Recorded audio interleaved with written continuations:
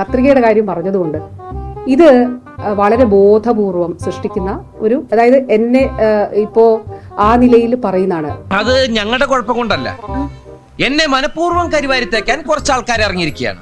ഈ 5 വർഷക്കാലം നടക്കാത്ത ഒരു കാര്യത്തിൽ, അതിനു മുൻപ് നടന്ന കാര്യങ്ങളുടെ പേരിൽ ആണ് ഇപ്പോ ബഹുമാനപ്പെട്ട ഇവിടെ പറഞ്ഞല്ലോ.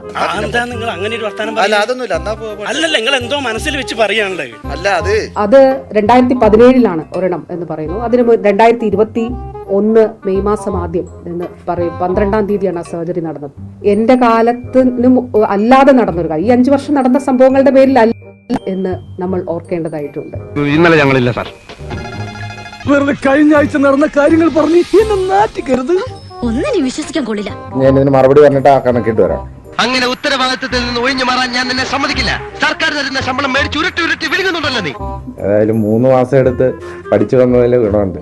ഒരു റീ എൻട്രിക്ക് ശ്രമിക്കുമ്പോ ആരംഭത്തിൽ അപമാനം. ആരോഗ്യമന്ത്രി പറഞ്ഞ ഒരു കാര്യം എനിക്ക് ഇഷ്ടപ്പെട്ടു. കാരണം ഇപ്പോഴത്തെ ആരോഗ്യമന്ത്രിക്കെതിരെ കത്രിക എന്നൊരു ആരോപണം ഉന്നയിച്ച് മോശപ്പെടുത്താൻ ശ്രമിക്കുന്നു എന്ന് പറയുമ്പോൾ ആരോഗ്യമന്ത്രി പറഞ്ഞു ആ കത്രിക കൊടുക്കുന്നത് 2017-ലും 2021-ലുമാണെന്നാണ്. എന്ന് പറഞ്ഞാൽ അത് തന്നെയല്ല വിമർശിക്കേണ്ടത്, ശൈല ടീച്ചറെയാണ് വിമർശിക്കേണ്ടതെന്നാണ് ആരോഗ്യമന്ത്രി പറഞ്ഞു വെച്ചത്. നീയും എന്നെ ചതിച്ചു അല്ലേടാ.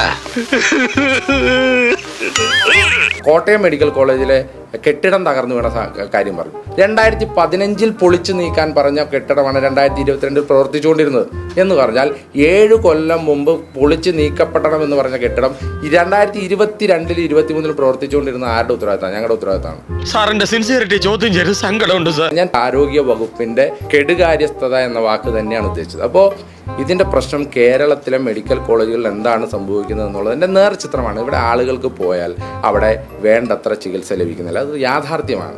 2, നമ്മൾ എത്രമാത്രം വാക്കുകൾ കൊണ്ട് കെട്ടിപ്പൊക്കാൻ ശ്രമിച്ചാലും ഡോക്ടർമാർ, ഇപ്പോൾ ഡോക്ടർ ഹാരിസ് വളരെ മികച്ച ഡോക്ടറാണ് എന്ന് പറഞ്ഞത് ആരോഗ്യമന്ത്രി തന്നെയാണ്. ആ ഹാരിസ് ഡോക്ടറാണ് പറഞ്ഞത് ഇവിടെ വേണ്ടത്ര ശസ്ത്രക്രിയയ്ക്ക് വേണ്ട ഉപകരണങ്ങളില്ല, ഇവിടെ വേണ്ടത്ര സൗകര്യങ്ങളില്ല, ഇവിടെ വേണ്ടത്ര മരുന്നുകളില്ല. ഒരു ഡോക്ടർ തന്നെ പറഞ്ഞേ. ആരോഗ്യമന്ത്രി ഏറ്റവും നല്ല ഡോക്ടർ എന്ന് ക്രെഡിറ്റ് കൊടുത്തൊരു ഡോക്ടർ എന്ന് പറയുമ്പോൾ ആ ഡോക്ടറുടെ വാക്കിനെ ഞാൻ വിശ്വസിക്കണ്ടേ? എന്താ നിങ്ങളൊന്നും മിണ്ടാത്തത്? അപ്പം അതല്ലേ ഞാൻ വിശ്വസിച്ചത്. അങ്ങനെ ഈ കേരളത്തിലുടനീളം എത്രമാത്രം വിഷയങ്ങളാണ് ആരോഗ്യ മേഖലയുമായിട്ട് ബന്ധപ്പെട്ടുണ്ടായത്. ഇത്രയും വിഷയം ഉണ്ടാകുമ്പോൾ ഒരു സമരം ചെയ്യുന്നതാണോ വിഷയം? ആരോഗ്യവകുപ്പ് മന്ത്രി പറഞ്ഞു ഞാൻ പുറത്തിറങ്ങിയാൽ എന്നെ കരിയോയിൽ മുക്കുമെന്ന് പറഞ്ഞു. ഇവിടെ പുറത്തിറങ്ങിയപ്പോൾ കല്ലെറിഞ്ഞ് തല പൊട്ടിച്ച് തലയിൽ ചോര ഒലിപ്പിച്ച ഒരു മുഖ്യമന്ത്രി ഉണ്ടായിരുന്നല്ലോ, ഓർക്കുന്നില്ലേ നിങ്ങൾ? ഇല്ലെങ്കിൽ നഗരസഭയിൽ പ്രശ്നങ്ങളുണ്ടായപ്പോൾ CPM ആക്രമിച്ച കൗൺസിലർമാരുണ്ടായിരുന്നല്ലോ പത്തനംതിട്ടയിൽ തന്നെ, ഓർക്കുന്നില്ലേ നിങ്ങൾ? അപ്പോൾ ഇങ്ങനെയൊക്കെ വരുമ്പോൾ നമ്മൾ മുൻകാലങ്ങളെ ഓർക്കണം. കഴിഞ്ഞുപോയ കാലം കാട്ടിനക്കരയും കടലിനക്കരയും അല്ല, എടുത്തിടാൻ എനിക്കും അറിയാം. പിന്നെ ഞാൻ സമരങ്ങളെക്കുറിച്ചൊന്നും പറയുന്നില്ല. കരിങ്കൊടി പ്രതിഷേധം എന്താണെന്ന് ചോദിച്ചാൽ കറുത്ത കൊടി ഒന്ന് പൊക്കി കാണിച്ചാൽ എന്താണ് കുഴപ്പമെന്ന് കേരളത്തിൻ്റെ സമക്ഷം ചോദിച്ചത് ഇന്നത്തെ മുഖ്യമന്ത്രിയും അന്നത്തെ പാർട്ടി സെക്രട്ടറിയുമായ ശ്രീ പിണറായി വിജയനാണ്. അദ്ദേഹം ചോദിച്ചത് ഒരു കറുത്ത കൊടി പൊക്കി കാണിച്ചാൽ എന്താണ് കുഴപ്പം, ഇതല്ലേ ജനാധിപത്യമെന്ന് ചോദിച്ചെടുത്തു നിന്നാണ് കറുത്ത കൊടി പൊക്കി കാണിച്ചപ്പോൾ പോലീസും ഗൺമാനും ഒക്കെ ഇറങ്ങി തല്ലിയതും ഈ നാട്ടിലെ CPMകാരും DYFIക്കാരും ഇറങ്ങി യൂത്ത് കോൺഗ്രസ്സുകാരെ തല്ലിച്ചതച്ചതും അതിനെ രക്ഷാപ്രവർത്തനം എന്ന ഓമന പേരിട്ട് വിളിച്ചതും. സോഷ്യലിസവും കമ്മ്യൂണിസവും ഒക്കെ മുദ്രാവാക്യത്തിൽ മാത്രം പോരാ, പ്രവൃത്തിയിലും വേണം. ആരോഗ്യമന്ത്രിയെ കരിങ്കൊടി കാണിച്ച കേസിൽ ആക്രമിച്ചു, ആയുധങ്ങളുമായി ആക്രമിച്ചു എന്ന് പോലീസ് ചാർജ് ചെയ്ത കേസിൽ ബഹുമാനപ്പെട്ട കോടതി കണ്ടെത്തിയത് എന്താ? ഒരു ആക്രമിക്കാനുള്ള ഒരു മാരകായുധങ്ങളും ഇല്ലായിരുന്നു എന്നല്ലേ കോടതി കണ്ടെത്തിയത്? ദൈവമേ, മൂർഖനെയാണല്ലോ ചവിട്ടിയത്. അത് മാത്രമല്ല, ആരോഗ്യവകുപ്പ് മന്ത്രിയുടെ മെഡിക്കൽ റിപ്പോർട്ട് തലേ ദിവസം രാത്രി 11 മണിക്ക് വന്നതെന്താ? ആരോഗ്യവകുപ്പ് മന്ത്രി വളരെ ഗുരുതരമായ അവസ്ഥയിലാണ്, ICUവിൽ തുടരണമെന്നാണ് പറഞ്ഞത്. ഏത് സാഹചര്യത്തിലാണ് 4 മണിക്ക് കഴുത്തിന് ഗുരുതരമായ അസുഖമുള്ള ഒരാൾ കാറിൽ അവിടെ നിന്ന് യാത്ര തിരിക്കുന്നത്? ഏത് സാഹചര്യത്തിലാണ്? എങ്ങനെയാണ് യാത്ര തിരിക്കുന്നത്? നമ്മളൊക്കെ ആശുപത്രിയിൽ പോകാത്തവരാണോ? നമ്മളൊക്കെ കഴുത്തിന് പരിക്ക് പറ്റാത്തവരാണോ?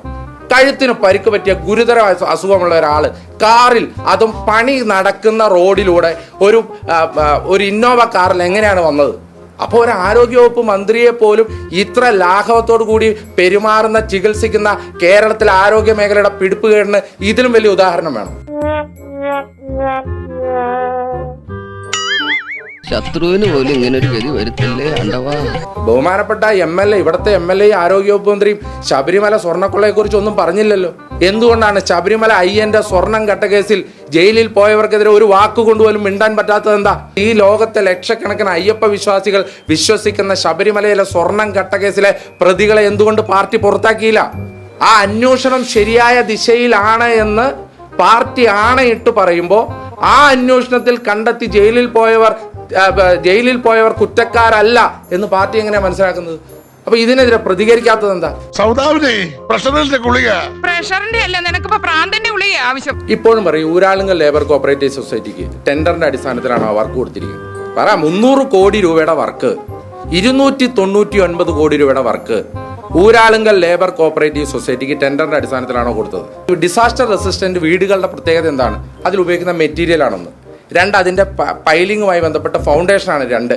ഈ 2 കാര്യങ്ങളിലും വളരെ ചീപ്പ് കോസ്റ്റ് ആയിട്ട് അത് ചെയ്യാൻ പറ്റുമെന്ന് ഈ നാട്ടിലെ ഏറ്റവും പ്രധാനപ്പെട്ട ശങ്കർ ഉൾപ്പെടെയുള്ള ഏറ്റവും പ്രധാനപ്പെട്ട ആർക്കിടെക്റ്റുകളൊക്കെ പറഞ്ഞിട്ടുണ്ട്. അത് അങ്ങനെയാണ് താൻ. റാട്ര ബോണ്ട്, ഫില്ലർ സ്റ്റാബ്, ഇങ്ങനെയുള്ള ഒരുപാട് ടെക്നോളജികളുണ്ട്.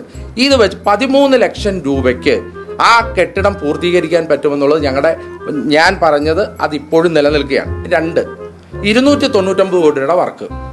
ഈ വർക്കിൽ 150 കോടി രൂപയ്ക്ക് മുകളിൽ എന്താണ് അവിടെ വർക്ക് നടക്കുന്നത്? 20 ലക്ഷം രൂപ. ഞാൻ വീണ്ടും പറയും, താങ്കൾ ചോദിച്ചു നന്നായി. 20 ലക്ഷം രൂപയുടെ വീട് ഒന്ന്. ആ 20 ലക്ഷം രൂപയുടെ എത്ര വീടാണ് പണിത്? 400 വീടല്ലേ പണിത്? ഇപ്പം എത്ര കോടിയായി? 80 കോടി. ബാക്കി 300 കോടിയിൽ എന്താണ് അവിടെ പണിത്? ഒന്ന് പറഞ്ഞാൽ മതി. അത് ഉത്തരം പറ. അത് നീ ഇപ്പൊ ചോദിച്ചതേ ഒരു ആദ്യം ഊള ആൻസറാ. DYFI കൊടുത്തതിന് കൃത്യമായ കണക്കുണ്ട്, അത് കൃത്യമായിട്ട് പോയിട്ടുണ്ട്, അതിന് ഡേറ്റ് ഉണ്ട്, അതെന്നാ കൊടുത്തതെന്ന് കൃത്യമായിട്ടുള്ള കാര്യങ്ങളുണ്ട്. എവിടെ പിരിച്ച ഫണ്ട് അല്ല, വയനാട് ദുരിതാശ്വാസവുമായി ബന്ധപ്പെട്ട് പിരിച്ച ഫണ്ട് എവിടെ? അതിന്റെ കണക്ക് എവിടെ? അതിനൊരു കണക്കുണ്ട്. ഞാൻ ബാക്കി DYFI പറഞ്ഞോളൂ. പൂർത്തീകരിച്ചാണ് പോകുന്നത്. പത്തനംതിട്ടയിൽ നിന്നാണ് ആ വാർത്താ സമ്മേളനം ഞങ്ങൾ നടത്തിയത്. അഭിലാലി ചേട്ടൻ നോക്കിയതല്ലേ ആ അക്കൗണ്ടിന്റെ ഫുൾ സ്റ്റേറ്റ്മെന്റ്? ഈ പത്തനംതിട്ട ജില്ലയിലെ എല്ലാ പത്രക്കാരും നോക്കിയതല്ലേ ആ സ്റ്റേറ്റ്മെന്റ്? ആ അക്കൗണ്ടിൽ നിന്ന് 1,20,00,000 1,05,00,000 മറ്റാണ് അല്ലേ? ആ അക്കൗണ്ടിൽ നിന്ന് ഒരു തുക പുറത്തേട്ട് പോയതായിട്ടുള്ള കണക്ക് നിങ്ങൾ കണ്ടിട്ടുണ്ടോ? ഇല്ലല്ലോ. മിനിസ്റ്റർ ആ കേട്ടോളൂ. ഞാൻ അപ്പോഴേ പറഞ്ഞില്ലേ ഇങ്ങോട്ട് വരണ്ട. അബലാലയുടെ മിനിസ്റ്ററുമായി വളരെ ബന്ധമുള്ള ആളാണ്. ഇത് കേട്ടോളൂ. അല്ലെങ്കിൽ ഈ പത്രക്കാരെല്ലാം ബന്ധമുള്ള കേട്ടോളൂ. അന്ന് പറഞ്ഞാൽ കണക്ക് ഞങ്ങൾ പത്തനംതിട്ട ജില്ലയിൽ വന്ന് പരസ്യമായി ഞങ്ങൾക്ക് കിട്ടിയ ഓരോ തുകയും എന്ന് പറഞ്ഞാൽ 50 രൂപ മുതൽ 100 രൂപ മുതൽ 500 രൂപ മുതൽ എത്ര രൂപയുടെ കണക്കാണോ ആ അക്കൗണ്ടിന്റെ ഓരോ രൂപയും ഞങ്ങൾ പറഞ്ഞതാണ്. അതുപോലെ ഒരു കണക്കാണോ DYFI ഇവിടെ അവതരിപ്പിച്ചത്?